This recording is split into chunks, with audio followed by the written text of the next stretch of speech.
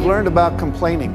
In order to complain, I have to have a reference point of something better that I want that I'm not willing to risk creating. Now let me explain that again. I have to have a reference point in my mind of something I want that's better than what I have that I'm not willing to risk creating. So what I do is complain about it instead.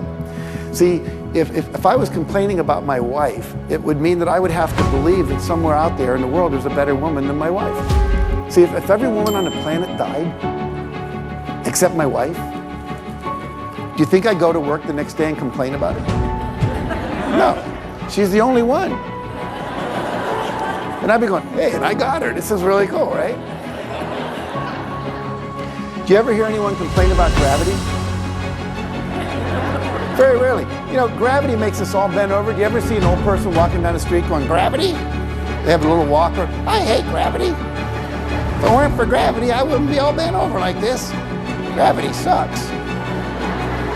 Now, have you ever heard an older person doing it?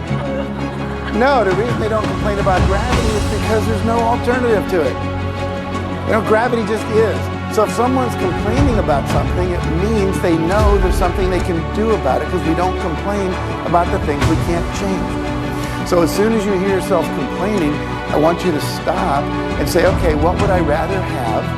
Remember, law of attraction always says focus on what you want, not what you don't want. Because when you're talking about what you don't want, when you're complaining and blaming, you're focusing on that which you don't want, and you're accelerating its expression out into the universe with those negative feelings.